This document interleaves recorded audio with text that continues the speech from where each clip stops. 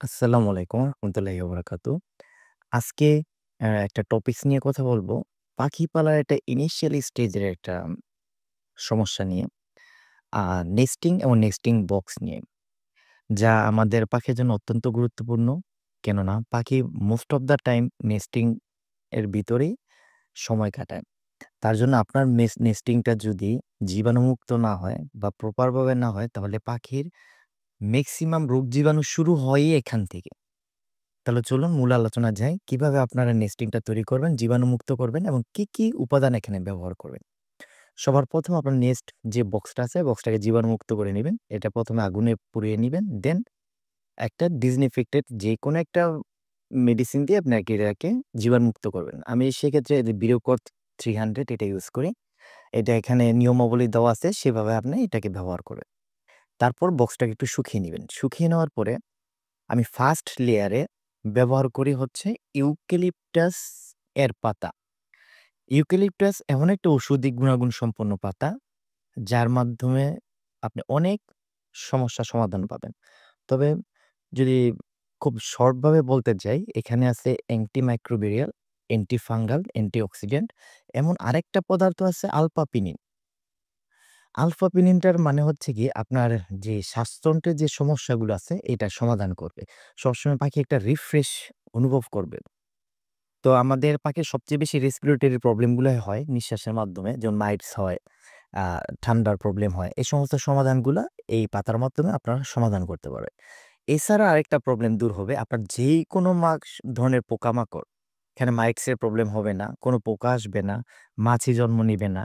আ সাথে এখানে কোনো ফাঙ্গাল ইনফেকশন হবে না। সম্পূর্ণ অ্যান্টি ফাঙ্গাল রাখতে পারবেন আপনার এই মেশ।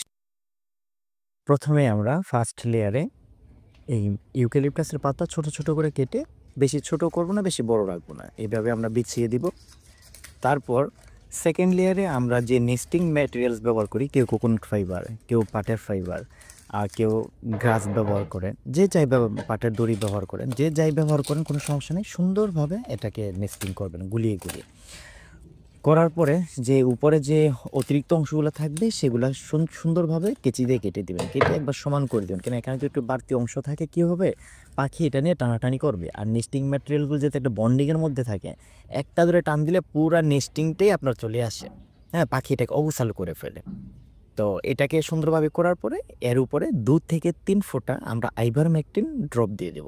সেক্ষেত্রে আমি এখানে ব্যবহার করতেছি মাইটস ফ্রি স্পট অন, অনেক স্কেট আছে বা ইমেকটিন আছে, এরকম অনেকগুলো বাজারে পাওয়া যায়। আপনি এগুলা ব্যবহার করবেন। এখন আমরা আসি যে নেস্টিং প্রপার হলে কি আপনার সুবিধা পাবে? অনেক সময় দেখবেন ডিম জমে না। না জমার কারণ হচ্ছে প্রপার ভাবে নেস্টিং না করার কারণে। আপনি যদি অনেক ধরনের মেডিসিন ইউজ করতেছেন, সবকিছু ঠিকঠাক আছে। কিন্তু তা দেওয়ার ক্ষেত্রে পাখি প্রপার ভাবে ডিমগুলা শেপে আনতে পারে না। সেজন্য ডিম জমে না। অনেক সময় ডিম হারায় যায়। ডিম কই গেল? ডিমের নেস্টিং এ চিপা-চাপায় ঢুকে হারায় যায়। আবার দেখা যায় বেবি মারা যায় নেস্টিং এর চাপায় পড়ে। তারপরে পাখি ব্রিডিং এ আসতে চায় না। প্রপার নেস্টিং বা সুন্দর ঘরবাড়ি তৈরি করে দিলে পাখি এমনি দ্রুত ব্রিডিং এ আসে। তারপরে ডিমে তা না দেওয়া। এই নেস্টিং প্রবলেম এর জন্য অনেক সময় পাখি ডিমে তা দেয় না। তারপরে আরেকটা অনেক গুরুত্বপূর্ণ প্রশ্ন স্প্লে লেগ প্রবলেম।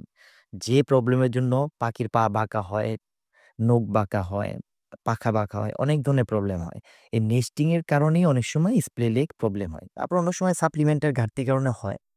সেসব বিষয়ে আমরা পরবর্তীতে আলোচনা করব। তো অনেক ধরনের প্রবলেম হয়। আর সবচেয়ে বড় তো আপনার মাইটস এর প্রবলেম থেকে এমন ক্যাঙ্কারের প্রবলেম। যেহেতু নেস্টিং এর মধ্যে যদি আপনার সবসময় একটা দুর্গন্ধ লেগেই থাকে। আ তারপরে আপনার এখানে যদি সবসময় একটা স্যাঁতসেঁতে ভেজা ভাব থাকে, অবশ্যই এখান থেকে আপনার রোগ জীবাণু ছড়াবে। তাহলে কি হবে? পরবর্তী যে বেবিগুলা হবে, সেগুলা নেক্সট জেনারেশন এর জন্য আপনি ভালোভাবে তৈরি করতে পারবেন না। যেমন বেবি বড় হওয়ার আগেই মারা যাচ্ছে বা অ্যাডাল্ট হওয়ার পরে তার নানান রোগ জীবাণু দেখা দিচ্ছে।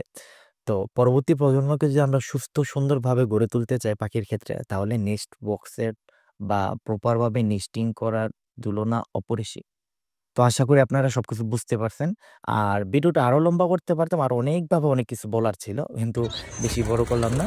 আ তো অনেকের নতুনদের অনুরোধে আমি এই ভিডিওটা তৈরি করলাম। আ আশা করি ভুল ত্রুটি ক্ষমা করবেন। তারপরে যদি কারো কোনো পরামর্শ থাকে অবশ্যই আমাকে দিবেন। ধন্যবাদ।